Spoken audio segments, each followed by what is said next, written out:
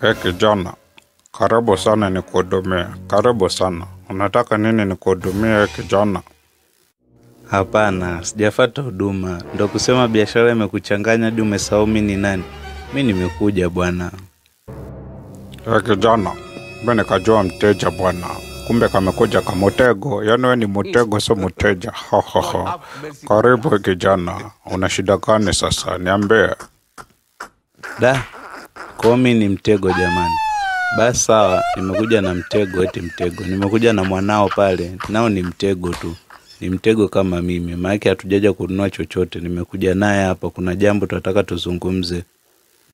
Jambo gani kijana? Na huo mtego mwingine uko wapi eti mtego? Huyo mwanangu yuko wapi? Nataka nimuone. Na kuona wewe tu hapa. Mambo ni mengi, si unajua biashara yenyewe kubwa hii kijana.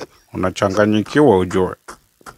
Hapana, mimi sio mtego jamani, naomba usinipe hilo jina. Ni bora uniite jina langu, mimi nitaitika tu. Jamani, so mimi nilosema wewe ni mtego. Babako ndo kasema mtego kwa sababu tumekuja hapa kwa biashara yake hatujanunua chochote. Au wewe kuna kitu unataka ununue? Hapana, pia leo mimi sio mteja hapa. Sijaja kupata huduma za hapa ujue. Ndio ipo hivyo. Kama wewe hutaki huduma yoyote na mimi sitaki huduma yoyote, inamaanisha si ni mitego kwenye biashara. Hatuna chochote. Hatuwezi kusema sisi ni wateja, sisi ni mitego ujue. Basi sawa, haina shida. Fanya kilichotuleta kisha tuondoke. Baba, nilisahau kukusalimia, samahani kwa hilo. Lakini mzima wewe?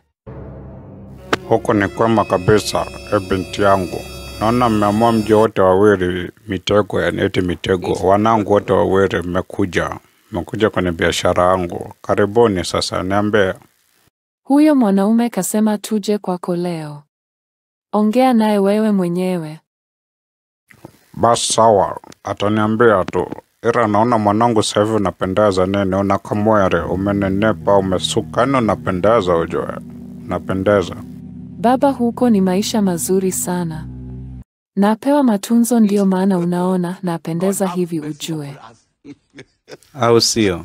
Hela zangu nazo zileta ndo mnasifiana na babako. Umependeza kwa hela zangu. Mimi mtafutaji amnisifi. Ninazijua hizo hela mimi natoa wapi? Sasa baba yangu kanipa sifa. Kuwa nimependeza wewe unakasilika, hebu acha wivu wako hapa. Hapana, mimi sina wivu na wewe. Mimi nitakuoneaje wivu wewe? Ila kilicho niuma ni kwamba wewe unasifiwa umependeza, alafu unashindwa kusema hela zinazokupendezesha zinatoka kwa nani. Hicho tu ndo kimenifanya roho niume. Basi sawa, kijana mpambanaji, kijana unayetafuta, kijana unayempendezesha binti yangu. Kijana upo vizuri ujue. Hebu niambie. Sasa ipo hivi, baba mkwe, huyu binti yako yani, huyu mwanao. Yaani yeye kazi yake ni kuzidisha chumvi. Yaani amezidisha chumvi, kazidisha chumvi. Mwanangu huyo. Si nilimwambia wakishafika huko kaorewa aache kamodomo. Umbea utakiwi, asiwe mbea. Nilimwarekeza kabisa. Kwa kameshaanza umbea. Kamekuwa kambea sasa hivi, yani maneno tu mtaani. Hapana, sio umbea ujue. Mimi sina tabia za kuwa mbea pale mtaani kwetu. Sawa binti yangu. Una hizo tabia za kimbea. Kwa mume wako anakusingizia mpaka amekuja kuniambia hapo nazidisha chumvi. Yaani tu maneno kidogo nazidisha na tu maneno kwako. Huo ndo umbea ambao nilikukataza mwanangu. Hapana baba mkwe. Mwanao sio mbea. Mwanao sio mtu wa kushinda vibazani kuleta umbea. Mwanao, yani yeye anachokosea, azidisha chumvi, anataka nigeuze mimi. Yani niwe samaki wa baharini. Kijana. Yaani kijana anachanganya ujue. Amezidisha chumvi. Mara samaki wa baharini. Yaani hapo unajua sijakuelewa kabisa, umenichanganya. Hebu niambie vizuri na mimi nielewe.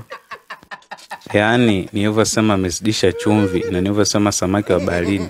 Kwani samaki wa baharini si kuna chumvi kule? Ndio mwanao anataka nigeuze mimi niwe samaki wa baharini. Maana kila kipika chakula chumvi sijui anaweka pakti zima. Sijui labda sijui, yani sijui hata nisemaje. Ni chumvi tu nyumbani. Ni bahati mbaya leo hiyo chumvi kuzidi. Sio kila siku huwa nazidisha chumvi kwenye chakula. Bebe, una uhakika ni bahati mbaya leo tu? Maana kama ingekuwa leo asingekuleta huku kwangu. Yaani mimi na uhakika kabisa ingekuwa tu umekosea mara moja, msingekuja huku. Hapo ni kweli kabisa, sio leo, yani ni kila siku. Yani huko ndani sijui ndo nataka nizeeke. Uzeeke kivipi? Si unakula chumvi nyingi. Lazima hapo yani so unazeeka. Hauwezi kufa kijana, utafika hadi uzeeni. Kijana wangu narisha chumvi nyingi. Kwa hiyo na wewe una support binti yako kunisha chumvi kila siku. Mbona wewe vyakula vyako hapo unapika vizuri na hamna hata chumvi? Mimi siwezi kuzidisha chumvi. Yani bora hata nizidishe sukari kijana. Kwa kuzidisha chumvi, mimi chumvi siwezi kuzidisha. Ndio maana vyakula vya hapo naviona vitamu kijana. Mimi wasizidishi chumvi. Nitaka kushangaa. Yani binti yako hii tabia kuzidisha vitu kaitoa wapi? Kumbe kaitoa kwa babake. Babake anazidisha sukari, mtoto anakuja anazidisha chumvi. Yani baba mtoto, yani wote wazidishaji tu.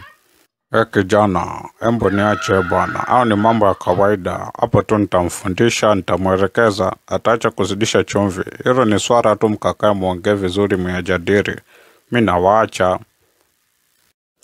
Basi sawa, nakushukuru sana chifu wa Bahari. Nakushukuru sana. Mimi ngoja niende na binti yako tukajadili vizuri. Na ili tatizo tujue tunalimalizaje la kuzidisha chumvi kila siku. Wewe na kuacha, endelea kuzidisha sukari hapo. Umesikia mzee?